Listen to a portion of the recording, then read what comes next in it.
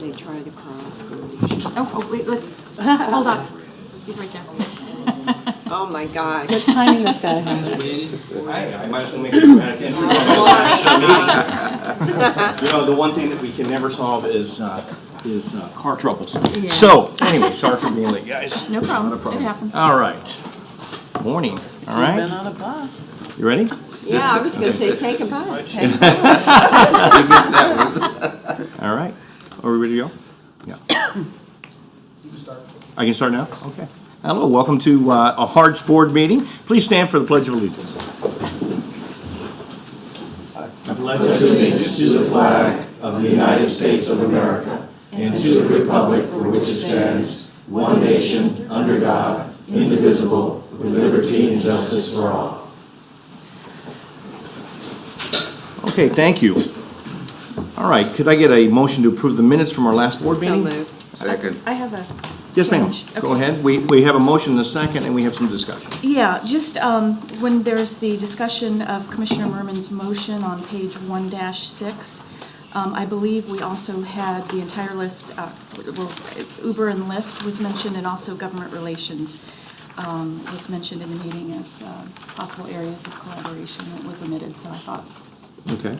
that needed to be added on there. Any discussion about that addition to our minutes? Any problem with that? We'll approve the minutes with the addition. Okay, we have that motion. We have the second. All in favor of that motion, please indicate by saying aye. Aye. Any opposed? Thank you. At this time, during our regular session, we always have public comment. So we have two members that are ready to speak. First person is Gary Cloyd. Mr. Cloyd, if you could step forward.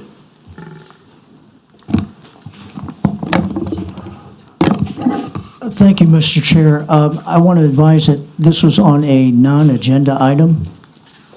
Okay, is it something that you want to wait for until the end of our meeting? And Yes, sir. Okay, terrific. Thank you, sir, for telling us that beforehand. Next is Mr. Henry Spells. Mr. Spells, welcome. Hi, Mr. Chair, Mr. Suarez, how you doing? Very good. How are you doing, sir? I'm all right. Apparently, are we talking about the action items? Well, it's whatever is on the agenda. Okay, hold on. Let me. Was there an agenda item that you wanted to speak about? Well, that I'm up here, I wish I could pour my heart out, but I'm trying to find out what's on the agenda items. Okay. Well, Henry, if you want to wait until after the meeting, as Mr. Cloyd's going to do, you can do that. Yeah, I could do that because I really need to pour my heart out and see if you guys can help me out with it. If you don't mind, that'd be great. Yeah, Okay, thank you, Henry. Appreciate it. okay. All right. Is there anyone else in the audience that'd like to speak at this time on any agenda items? Okay, I don't see anyone. Now, next up, we have a new board member. I think all of you know that we have an election on November 9th, and the person that was elected to the county commission is my friend Pat Kemp. If you don't know Pat, she's been around for quite some time. She served as the chief aide for County Commissioner Kathy Castor. She was a legislative aide to State Representative Sarah Romeo. She's been a lawyer in private practice and at Bay Area Legal Services, a group that's next to my heart because my wife works there. And she's been the radio news director and talk show host at WUSF and WMNF. And I'd like to applaud you being on our board. Thank you so much for agreeing to serve on it. Thank you so much, and I'm very happy to be here, and I look really forward to working to make HART the strongest organization we can possibly make it. Okay, thank you so much. Appreciate you being on board, and you'll find that we are a pretty collegial board over here. We get along, except for the hazing of the chair when he's late. It's actually a pretty nice board, so. Okay, next up we have our presentation. Steve Feigelbaum is going to do our presentation on autonomous vehicles. Sir. Thank you, Mr. Chair, members of the board.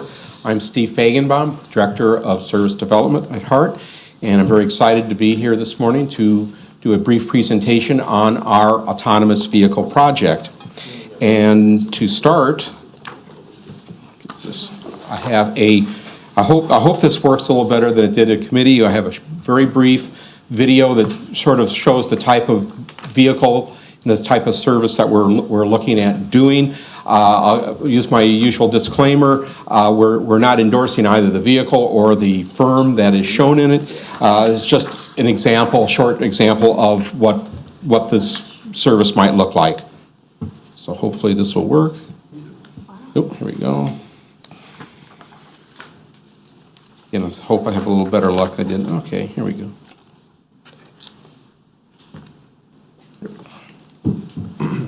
And the city is Stockholm. Somebody asked last time I showed it. This is Stockholm, Sweden.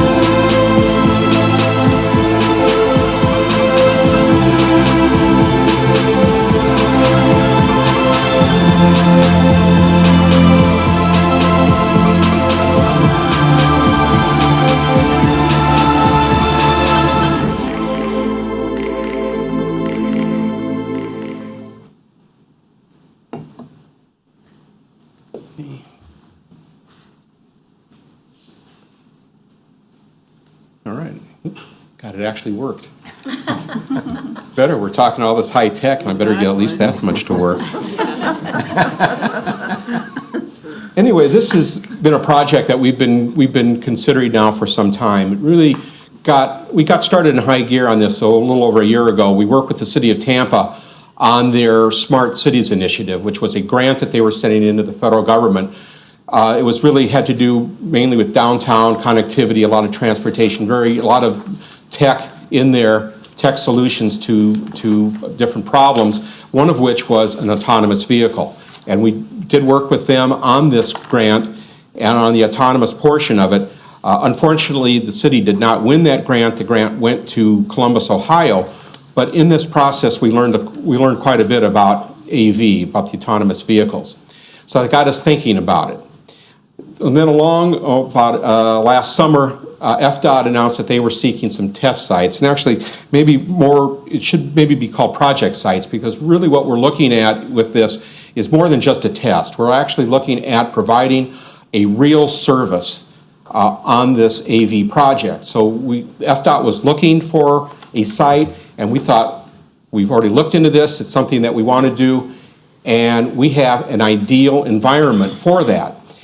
Also, we've been working with with THEA, the Expressway Authority, on the connected vehicle project. That's been going on now for a couple years. It's still going on. The projects are really separate. The connected vehicle project is separate from the autonomous vehicle project, but eventually they will converge.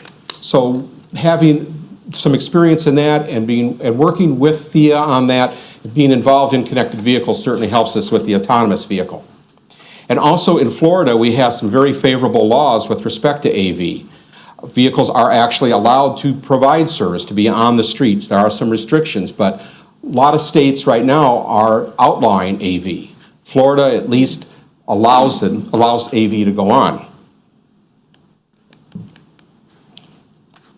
So our site is the Marion Street Transitway, and the Transitway emerged immediately as when FDOT announced what they wanted to do in this test or project environment.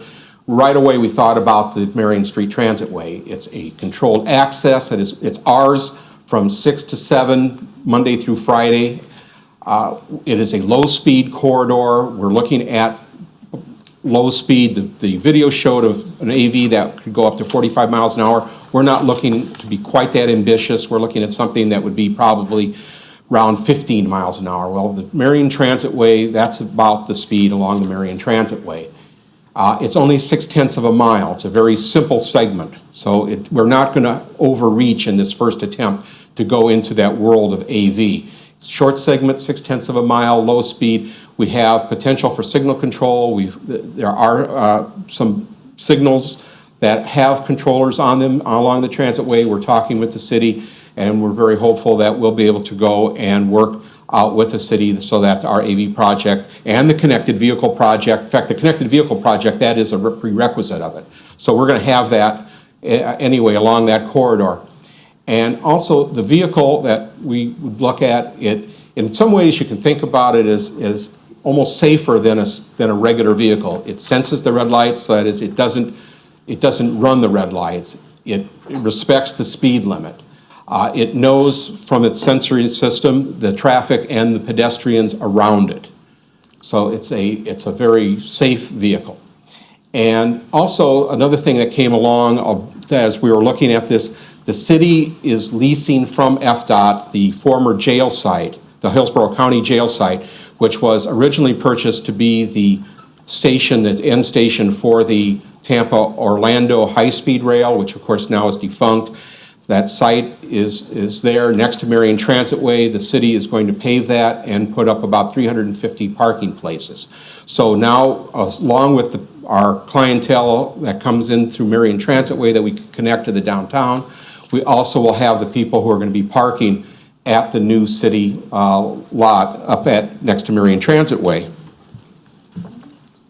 And again, the Marion Transitway is very simple. It's 0.6 of a mile, straight north, straight south. We're also looking at different ways that we might be able to turn the vehicle in order to be a better service to the new city parking next to Marion Transitway. So as we go forward now with this project, the scope of the project has gone to FDOT. It's been approved. We have approval for a 2-year with a 3rd-year option, $500,000 annually. And that's what we're asking for approval of today. The vehicle itself, we are going to try to follow the US DOT guidelines. Now, the DOT has issued 15 basic guidelines for AV, for the AV vehicles. These are not regulations, and that's an important distinction right now because they are not firm, fast regulations. They are just as we say, guidelines. But we are going to try to meet those guidelines to the maximum extent possible. So those that we could meet, we will document that. Those that we cannot meet, we will make a good faith effort to meet those. And again, document why we perhaps fell short in meeting those guidelines. We know that in the future, as we continue along AV, we will be going to the federal government and asking for various grants. So we do not want to show that we are out of compliance right away. We want to show that we are mindful of their guidelines and respectful of their guidelines, and that we will try to meet them to the maximum extent that we can. Also, there are some Florida safety standards that we will meet with the vehicle. One of those is an attendant on board. And one of the things that we learned last week at the AV Summit is that there may be a couple different definitions of what an attendant on board may be. Originally, we thought that would actually be somebody who could take over operations of it. But it may also be someone who is monitoring it from a remote location via a camera, who can also step in on a remote, like a drone, that could go and take over at that. And again, we want to make sure that this vehicle is compatible with the connected vehicle project. The AV Summit was last week. We really did learn an awful lot from that. We learned some things that we had some misconceptions about.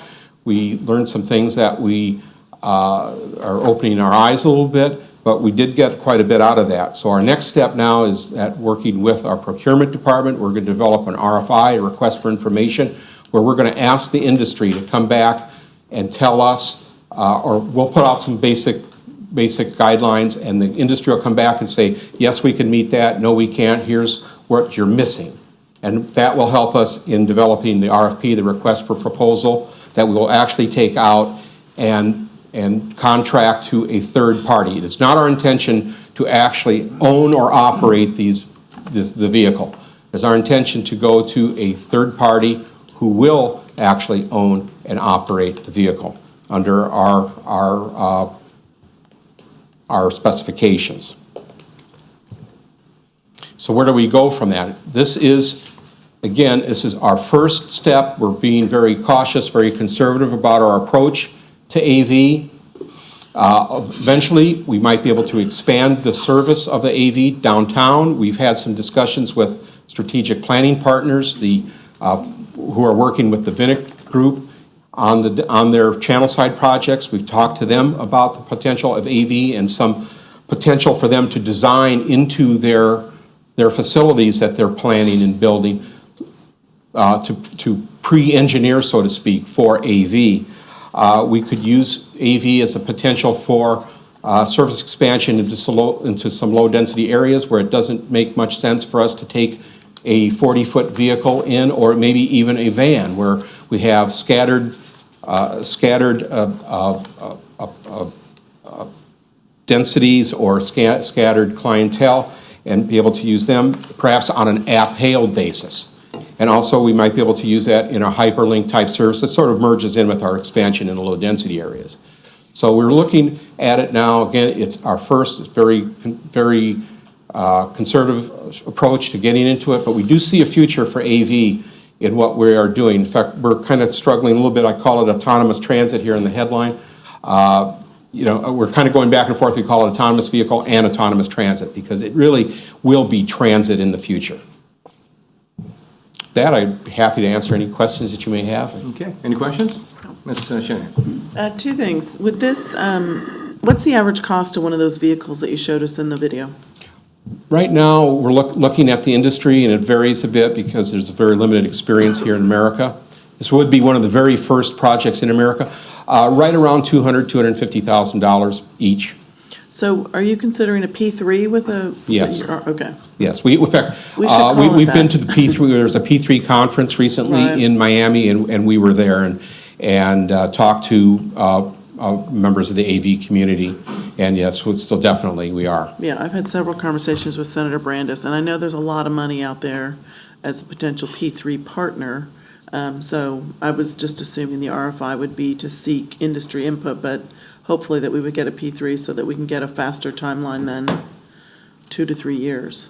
Well, right now, I'm kind of we're hedging our bets a little bit. The presentation I did to the committee a week ago on that last bullet about the contract or a contractor selected. I had it originally contractor selected in the first quarter. So after hearing a few things at the AV Summit last week, kind of hedging our bets on that a little bit, but our goal is to have a contractor in place as quickly as we can, first quarter, shortly after the first quarter is completed in 2017, maybe even to the point where we're bringing a vehicle in and testing it in 2017.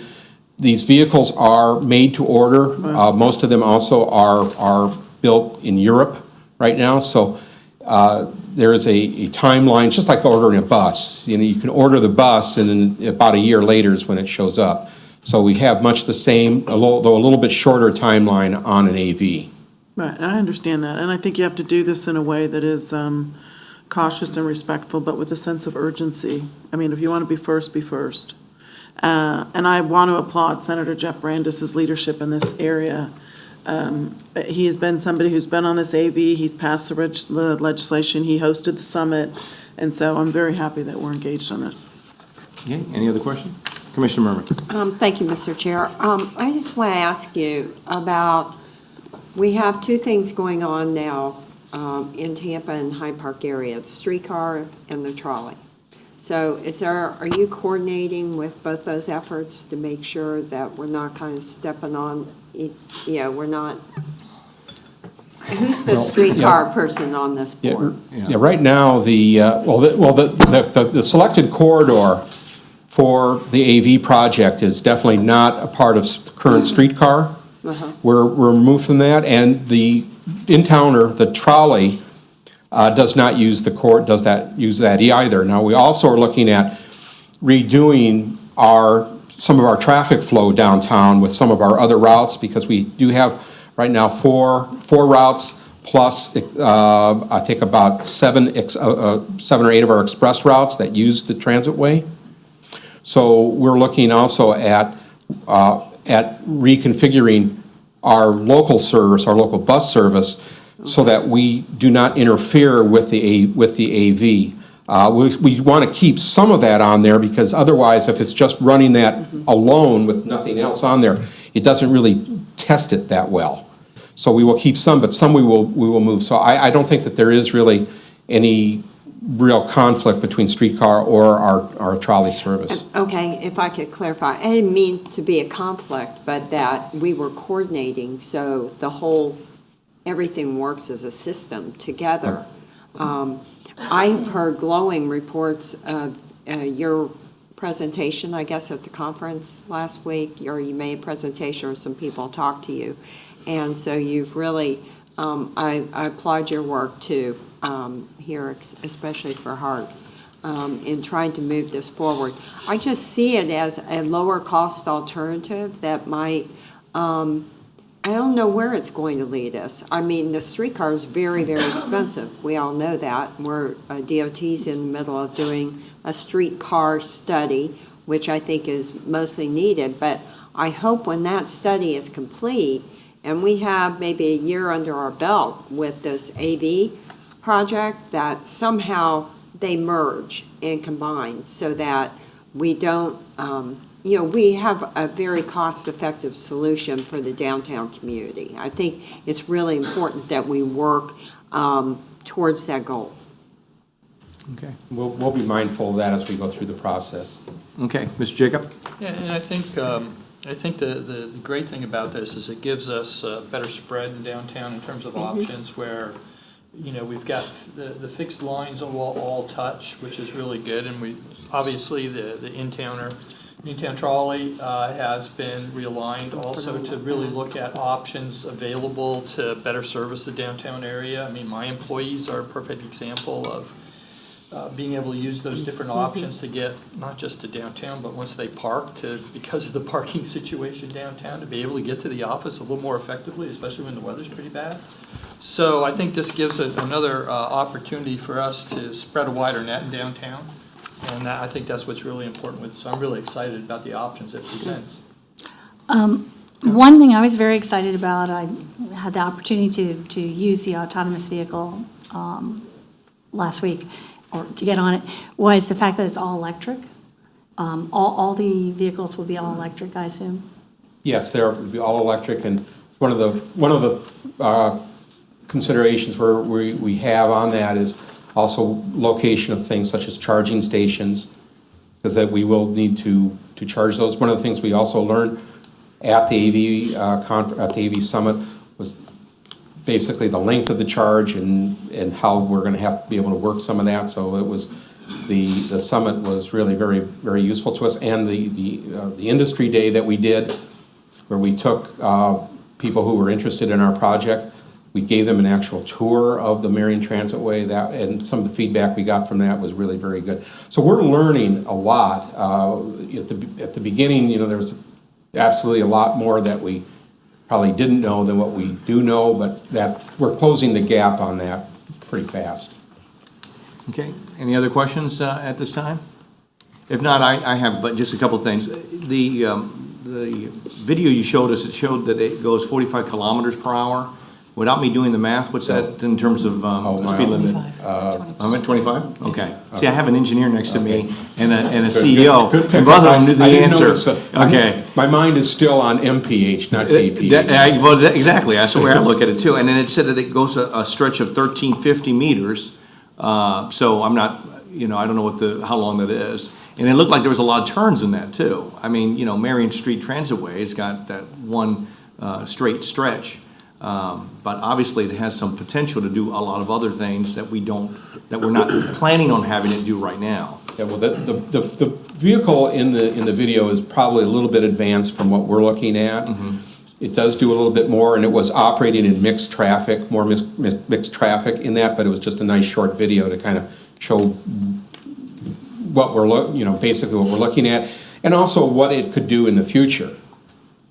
Well, and to piggyback on what Ms. Shanahan said, I think it is extremely important that we're first, because now we can actually, when we're talking about partnerships, we can leverage that partnership to make sure that we get a very good vehicle for a very reasonable price, because they're going to want to prove technology in order to use it in other parts of the country. So, the speed in which she was trying to state that we should be going is extremely important. And I don't know if you got that from her, but I think you'll get it from all of us, that we probably should look for the best practices and the best type of type of company to put this together, because I really believe that if we get somebody that wants to prove it, we're going to get a much better deal than we would if we are second, third, or fifth in this whole sweepstakes. So, in addition, has there been a look at, because Marion Street Transit Center, or Transit Way, excuse me, runs up against our Whiting Street garage.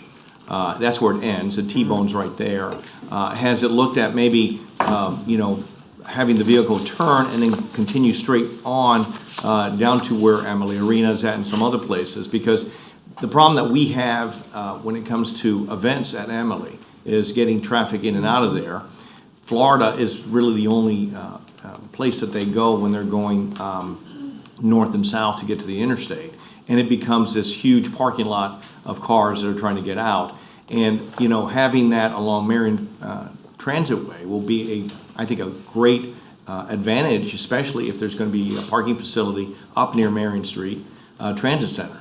And, to me, I think this is a great way to kind of alleviate traffic all the way down where the arena is at, and for other uses. Now, I know that we just want to test the straightway, but make sure that whatever company we contract with has that ability to be able to go into a short amount of traffic, because we could even close off a street or that goes straight to the arena to encourage people to go over there and not have to use their vehicle. Well, and one thing to bear in mind, Councilman, Yep. Mr. Board Chair as well. Yeah, just for a few couple more minutes, so go that's ahead. right. I remember that we do have funding. We will not be running a massive fleet. So Right. at this point, you're talking a vehicle that can seat 6 and potentially fit 8 to 10 people.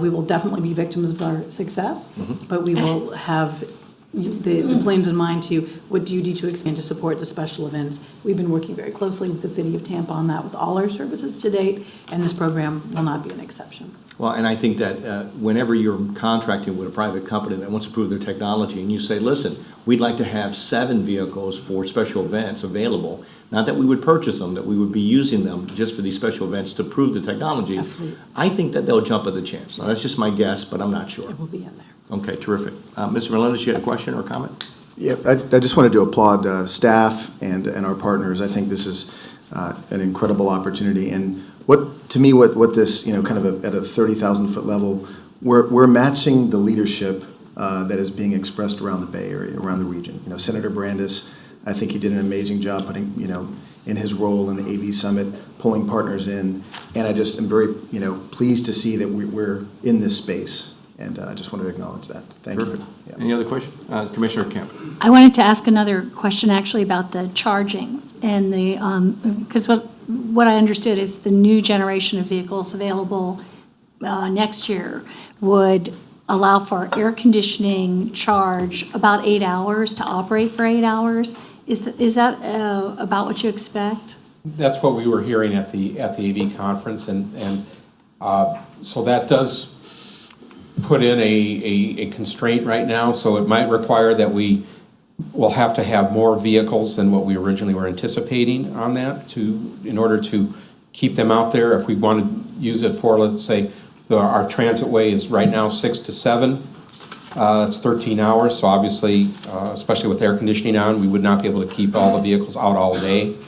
So we would have to look at a relief vehicle of some sort, but those are things that as we get through the process and as these technologies are changing so fast that we don't know yet until we actually go out to the industry and say, or ask, give us or show us a vehicle and what are the specifications and so forth on the charging, where that's going to go. But we're absolutely mindful of that particular fact, that we want to try to keep it out there during as long as we can. During it'll be Monday through Friday. We're also about location of charging stations. We've already located some where some underground lines are at Marion Transit Center that we could possibly use or extend them. So that's going to be all a part of this process. Okay. Any other questions or comments at this time? Steve, thanks so much. Appreciate the presentation. Very informative. All right, we're back onto our agenda. We have our action items, and our action items A through G. Unless there are any questions concerning these that were vetted through committee, Can I get a motion to pass them all as a slate? I have a motion and a second to move approval. Any discussion or questions? If not, please indicate by saying aye that you approve these. Aye. Any opposed? Thank you. All right, well, we're on to the chair's report, my last one. I've been the chair for 3 years, as many of you know. It's been a great pleasure to be the chair, primarily because we've had a tremendous CEO. So whatever screw-ups I have are completely hidden by the fact that we have a great CEO that actually hides all that. But I am very proud of the partnership that we've been able to form together, and we've worked very well together. And you know, it's a testament to the staff and to this board that we have what I consider one of the best functioning governmental entities in the state, if not in the Bay Area, and in the state. So, you know, that's a congratulatory thing to you. It has nothing to do for me. Congratulatory to our team out here. Well, absolutely, and I will tell you that you know, whoever the next chair is going to be will have and I hope that they will have as good of a working relationship as I've had with you, Catherine. It's been a pleasure. We've done a lot of great things on this board in the last 3 years, and this is just the beginning of your tenure. So, you know, you have only gotten better over the years. You know, you never get older, of course, but you always get better.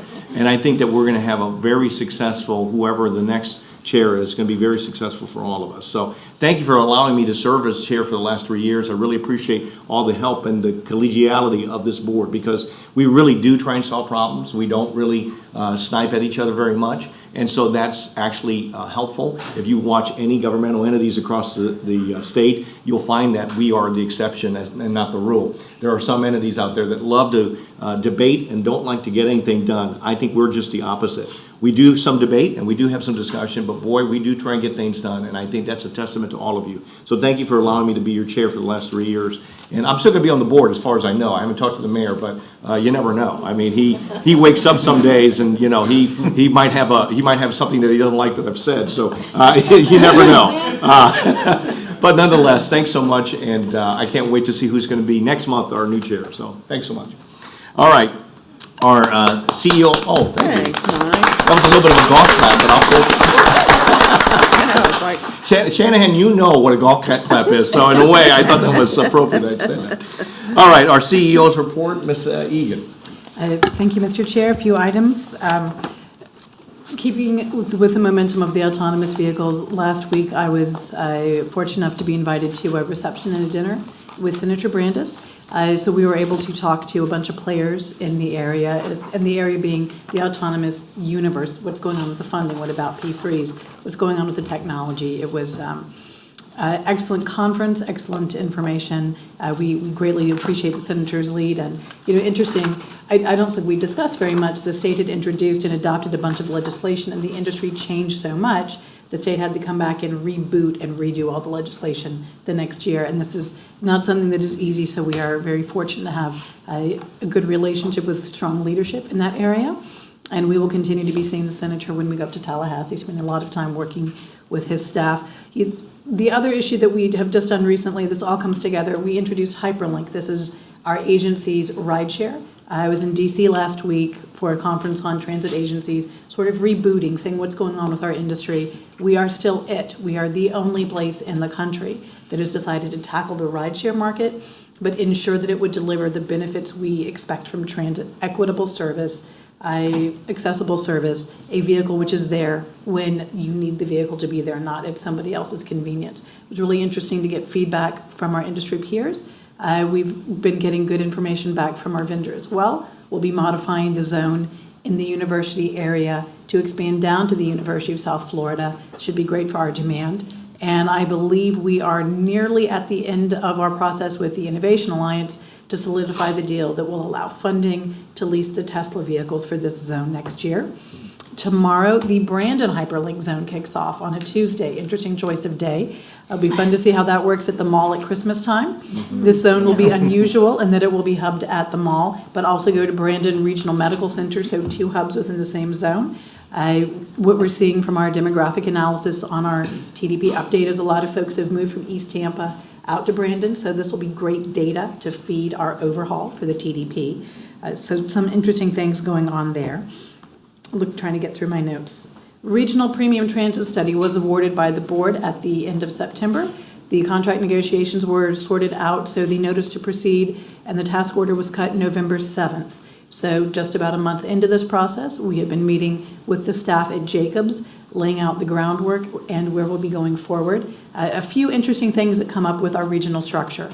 HART, as the contracting entity, has the legal authority to receive all the deliverables coming back from the study. So we are in a strong role, but we are one of 3 transit agencies. We have one of 3 MPOs affiliated with us. So as we go through this regional transit study, we will see played out some of the issues we're facing as we as a region say, what do we need to do for transportation?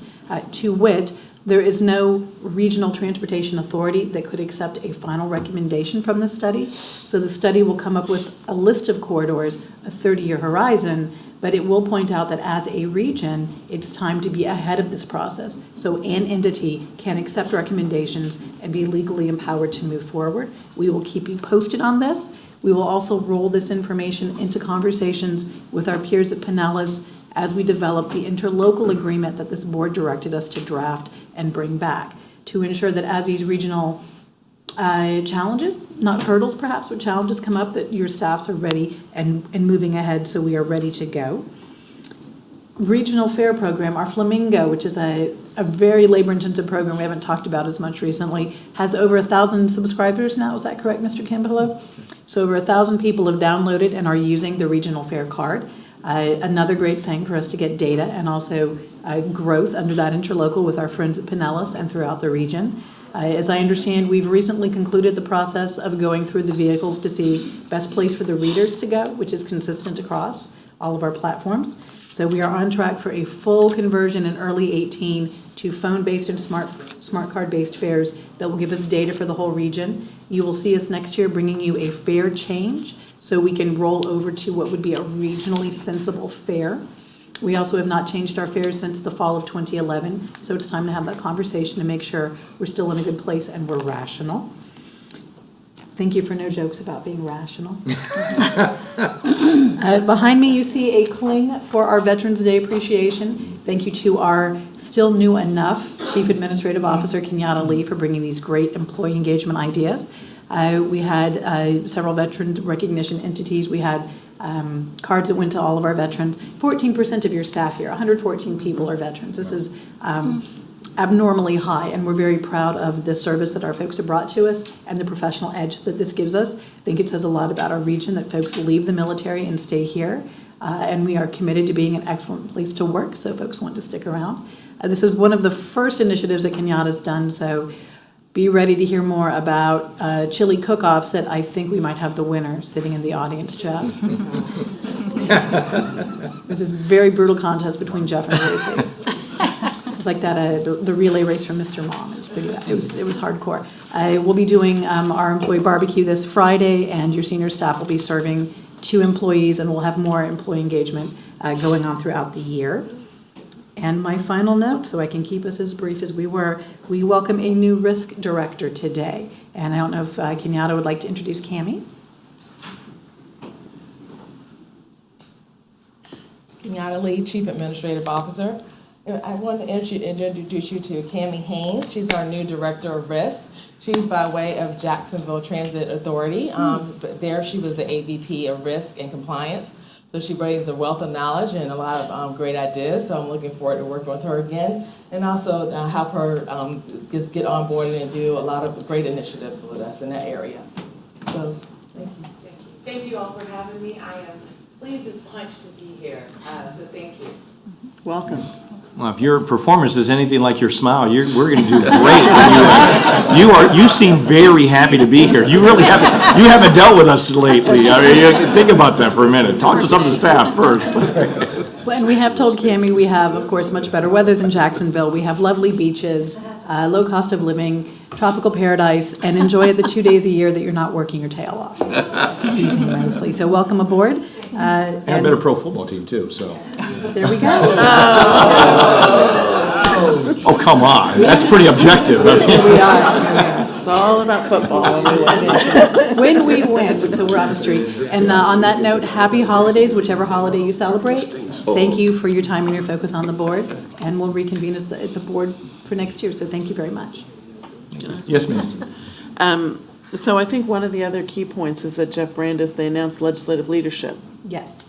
And so Senator Brandes is a chair of the Transportation and Economic Development Committee in the Senate. So that's going to be very helpful for us on any form of legislation going on in this space, and also very supportive for the airporter and our initiatives that we will be taking up to Tallahassee. Of course, Senator Latvala is the chair of the Senate Appropriations Committee, and I believe Senator Roussan is the vice chair of the Transportation Committee. So, and we've reached out to his office and had several conversations. So we're looking forward to giving our Tampa Bay friends every opportunity to bring our dollars back to town. Perfect. Okay, thank you. All right, our general counsel's report, Mr. Smith. Yes, good morning. It's that time of year, we have a couple of items of business. We have the evaluation of the CEO, and we need to speak about the election of officers. I know everyone on this board has been through this process before, except Commissioner Kemp.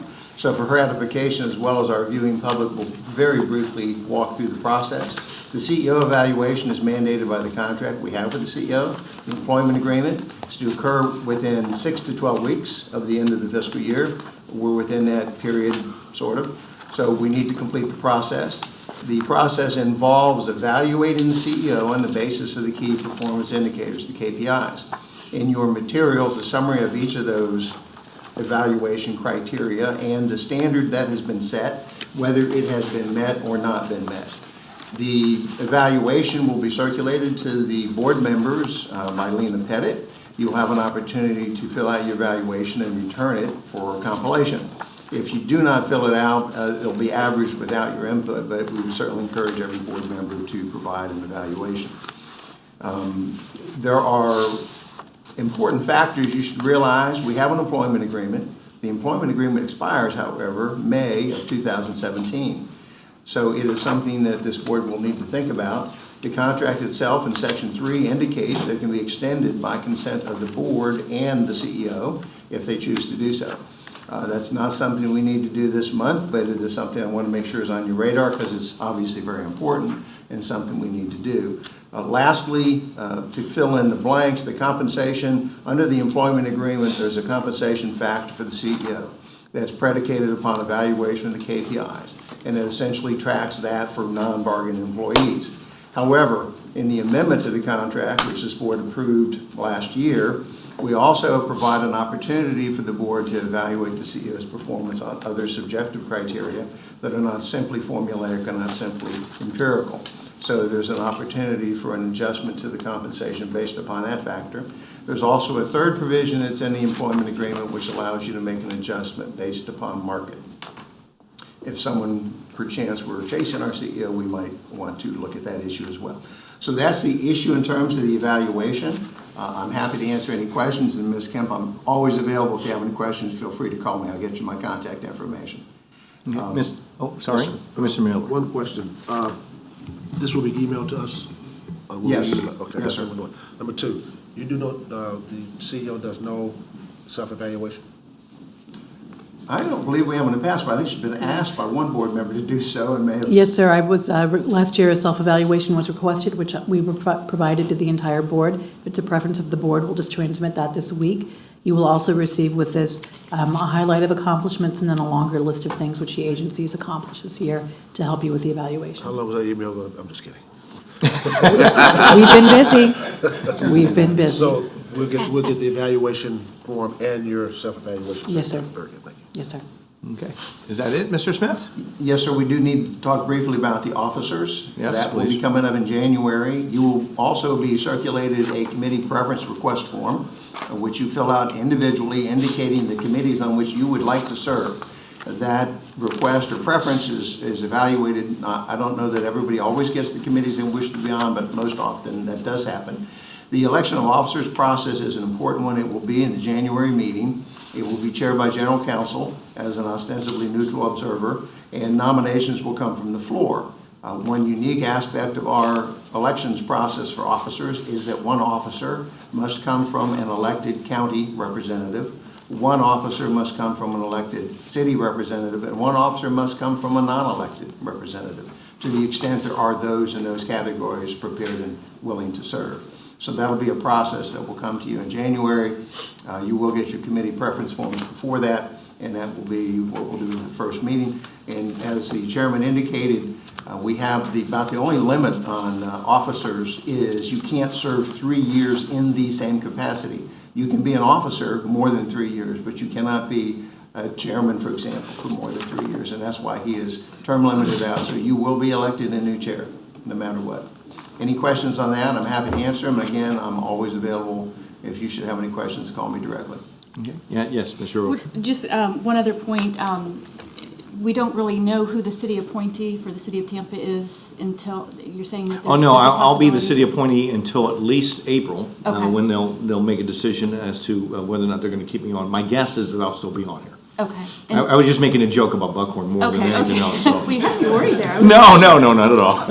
And then the Temple Terrace one, do we have the timing of when we'll get Commissioner Vance's It should be replacement? tomorrow night.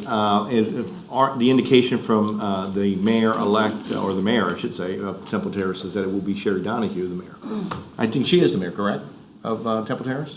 No. Sherry Donahue? No, who's the mayor of Temple Terrace? Chalura? Oh, No, no, no, Chalura is no longer the mayor, so, okay. I think we yeah. have a council person here who could tell us. Yes, exactly. If you want to come forward, identify yourself, and tell us where I've screwed up, that'd be great. Good morning. I am Sherry Donahue, and I'm a city council member. Our new mayor is Kim Linebaugh. You may That's remember right. Kim. Working with Kim before. He was our city manager for many years, and so we're happy to have him on the other side of the table now. But I look forward to working with all of you, and I just came today to listen. So now that I've heard, maybe I'll go back. No. You still have a chance to get out tomorrow night. Tomorrow night at 6 o'clock. No. I'm a committed HART believer, so you have already, before I've even joined the committee. So thank you so much for the opportunity. Thank you so much for being here. We appreciate it, and thanks for straightening me out. That's what a good member does, is straighten out the chair, so. Well, thank you. Anything else, Mr. Roach, on that? No. that's- Okay, terrific. And if I could ask staff that when you, I know you already have the appointment preference survey for each one of the committees, if you could just put who's on those committees now and send it out to us so that everyone knows what a full committee is and maybe even, how many members it needs and the alternates so that we can go forward. And the same thing with the external organization so that we know who's currently serving on it. Because there are some people that may not be on our board anymore that are on some of these committees and stuff, so we know what the mix is, okay? Okay, terrific. We always have our regular board reports that are part of your package. There's our status reports, of course, on ridership and productivity. If you have any questions of that of the CEO, you can ask those now. If not, we will go back to public input, and I will go back to our first person that wanted to speak previously, which was Mr. Gary Cloyd. Sir. Good morning, Mr. Chair and members of the board. Gary Cloyd, I'm a transit advocate here in Tampa. I wanted to point something out about routes and frequency. I understand HART went through a service change that was minor. What I wanted to bring up is a lot of routes in the area, maybe in South County, East Tampa, and maybe, I want to say out towards Brandon. A lot of these routes at some point in time, I hope that a discussion might be brought up to go to a single route instead of a double route, only because I'll give you an example is what I want to do. If you want to take the 4 and the 10 and combine that, excuse me, where the 9 and the 10 used to go is one thing. If you have the 15 and the 45, if you look at the geographics of that over time, if you're going to promote this hyperlink, at some point in time, the congestion factor is going to be overridden. So I would suggest that if you have some time within the next couple months, the people at MIT have been looking at single routes for a couple years, how it's cost effective, how it might reduce some issues that transit agencies can actually look at. Professor Wilson has been doing this for a while. I would encourage people of the board to look at that and see if it might be cost effective. Might not be for a lot of routes, but if you could do 20 to 25% of the routes single, it might be advantageous. Thank you.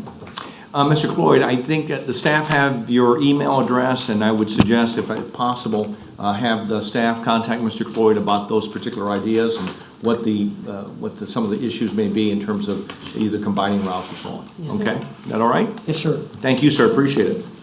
Mr. Spells, sir, you are next. Alrighty, how you doing?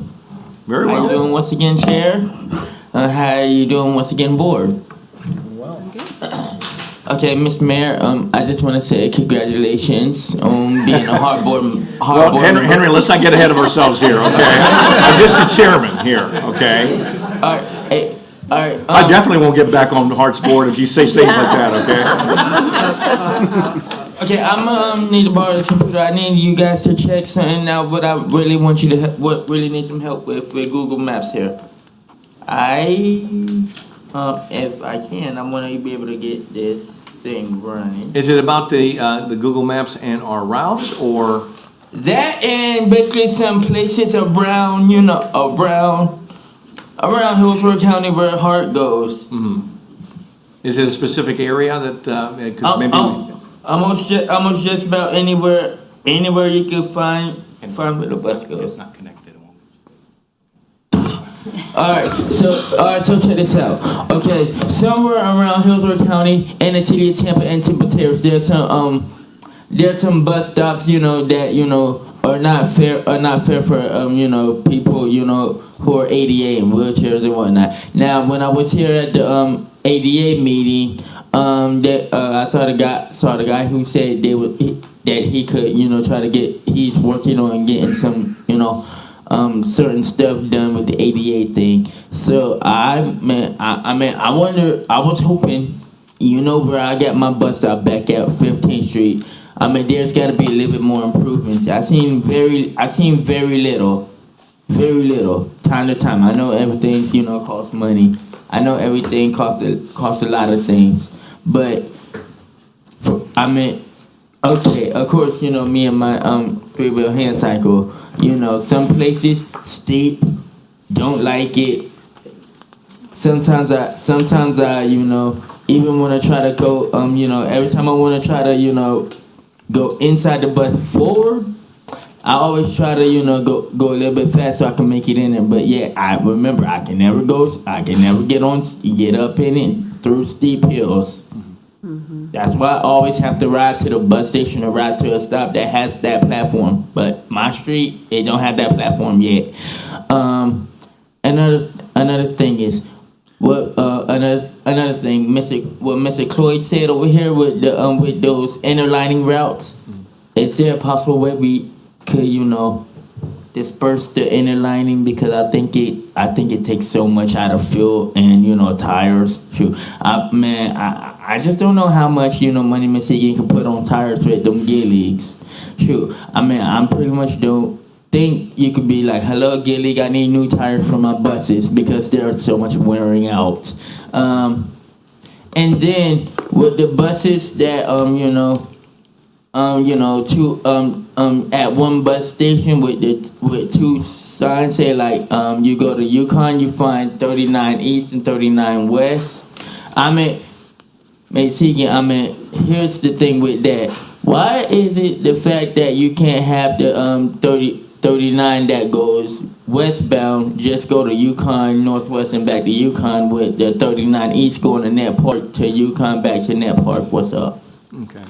I would suggest, Henry, meet with staff afterwards since you're here so that you can get some of those answers, because that would probably be the best way of doing it, so that you feel comfortable about why certain routes are going certain directions, and also in terms of the difficulty at some of the bus stops that you were mentioning, so that we can, then follow up, and we'll make sure that the staff follows up with us next month during our regular meeting to report back some of the issues that you brought up.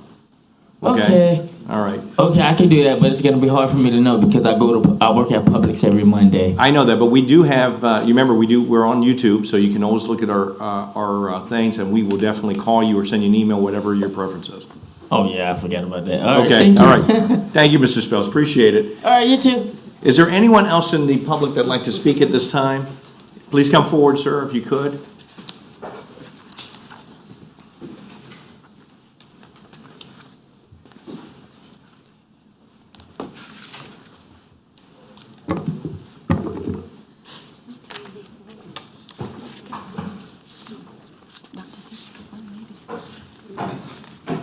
Good morning. Good morning. Good morning.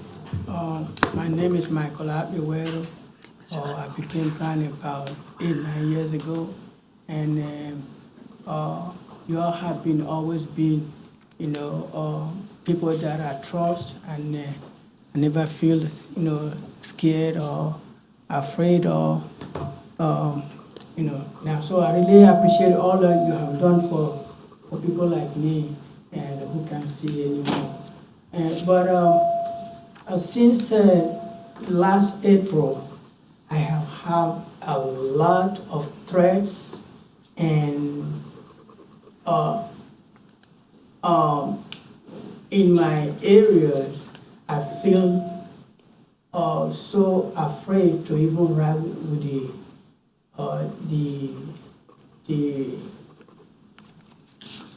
the Brandon Flex.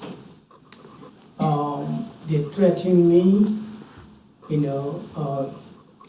while I'm in the bus, and sometimes they make it so difficult for me to feel confident to ride the bus because instead of dropping me up at the main entrance, they would drop me before the entrance or they would drop me after the entrance. So I had to find my way out, and I have to ask people to help me to get to where I'm going to. And, Excuse me, sir, so you're saying that our driver is not providing the service to a closer entrance for you? Is that what it is? Yes, sir. And when you said that you're being threatened, meaning Yes. because of that situation, they're not physically threatening you on the vehicle itself? No, they actually threatened me, verbally, right there. This is how it happened. When they picked me up, they will instigate or tell the driver, the fellow rider, that I'm the one making them late for their ride, while they have a deviation to pick me up. And I told them, I said, no, or if I come out at the time when you say I should come out, I should not be a disturbance to anyone. It's just the policy. So why don't you tell the people what actually is the truth, so that they don't have to fight with me or think that I'm the one who making them late for their ride, for their appointment, whatever they're going.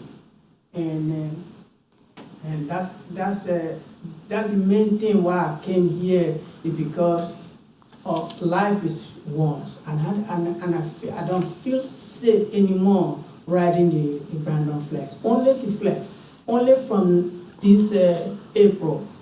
So it's a different team that have come that is doing that to me. I think that's bullying, and I really came here to appeal to you all to kind of help me so that I don't feel scared anymore. Well, sir, what we want you to do, if you could, if you've got the time, to sit down with our staff and tell them exactly which, when you're saying to Brendan Flex, we're going to need to know where you're being picked up and so on, so that we can identify the driver. Obviously, they're not providing with you the service that you need without any kind of complaint. The idea is that regardless of what the time frame is, the driver has to provide the service. They should not make anybody in the bus or anywhere else make it seem like one person is holding up progress as opposed to other folks. So please make sure, if you could, sit down with our staff. They will definitely get the information for you. We'll try and straighten out that problem, and they'll report back to us as a board about that particular situation. And again, another thing about the company, I didn't know until yesterday that they all the time, part of the threat that I'm saying, they say we're gonna fire, we're gonna expel you from the service so that you don't no more ride with us. So they gave me 3 no-show one day, and all the no-shows, they picked me up, and I don't know how that could happen. And another one is the fourth one. I don't know. I want to ask you, if you have an appointment for, say, 11:40, can they leave you or give you a no-show 11:39? Well, what I would suggest, as I mentioned before, meet with staff, talk about these specific issues. We know what the general problem is, because you've already stated it to us.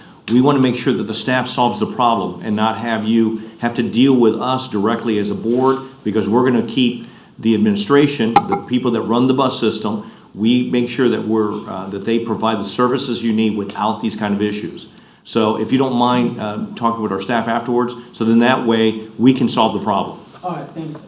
Thank you, sir. I'm sorry for the inconvenience that you have had and the problems that you've had previously.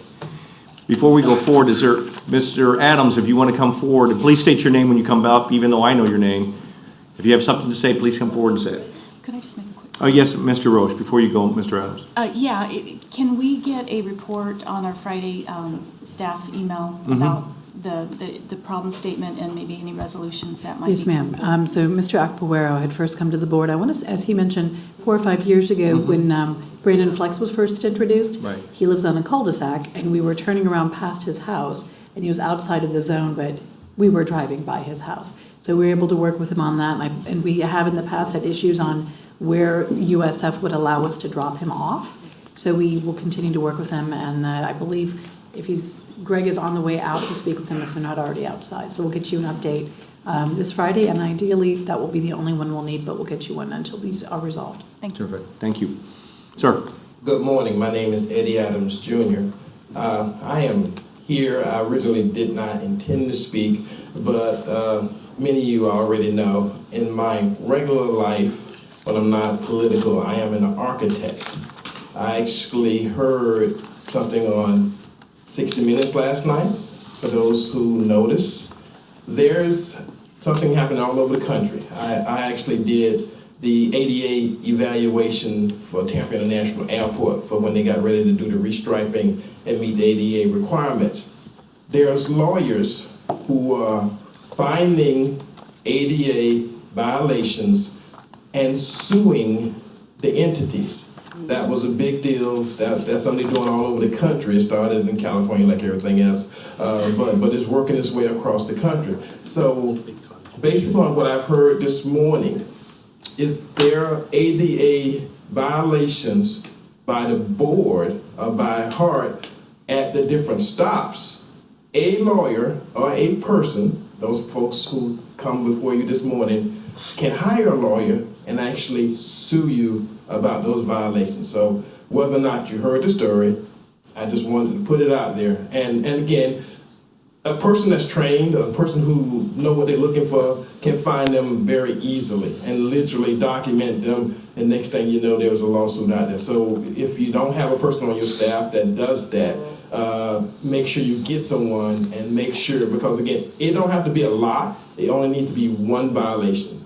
So again, I'm just bringing that before you as public service information. Thank you. Thank you, sir. We know we're dealing with one at the City of Tampa right now. So, thank you. Any other old business or new business to go forward before we go forward? Yes, ma'am. Just picking up on that, because I did see the 60 Minute show, and we should get an ADA compliance. I mean, I know we do on an annual basis, but in terms of where we are with I'm sure there's prioritization within the allocation of funding in terms of what stops are ADA compliant versus not, and I'd rather be informed than unaware, and if you have to do a report, then you'll be informed. Yeah, well, we will pull the most recent information. One thing HART has been vigilant on ahead of the industry is going back and retrofitting stops. Previous guidance from the feds was until you touch the stop, until you moved a route for some reason, you didn't have to fix it, which mean in a lot of cities, people have stops just plopped down in the grass.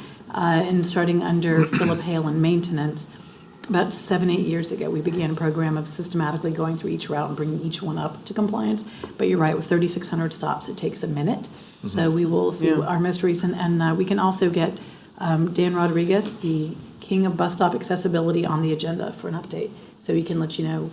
We'll just get that agenda for next year. All right. Thank you. Yes, sir, Mr. Jacobs. Yeah, and kind of adding on to that, I think it's important to understand what the ADA requires at bus stops, as well as what it requires for the vehicles themselves, because we do have a lot of vehicles that are accessible in different ways. And so I think it's important to understand what what our equipment has as well as what our stops have and what those requirements are, so we can make a valuable judgment, because Mr. Adams is correct, there is a cottage industry out there that is doing that, and it's very aggressive here in the state of Florida. I'd hate for us to get involved with anything like that. Okay, thank you. Any other old or new business from any of our members? Anything else that needs to be added? Anyone else in the public? I just want to make sure that we have not missed anyone. If not, we are adjourned. Thank you.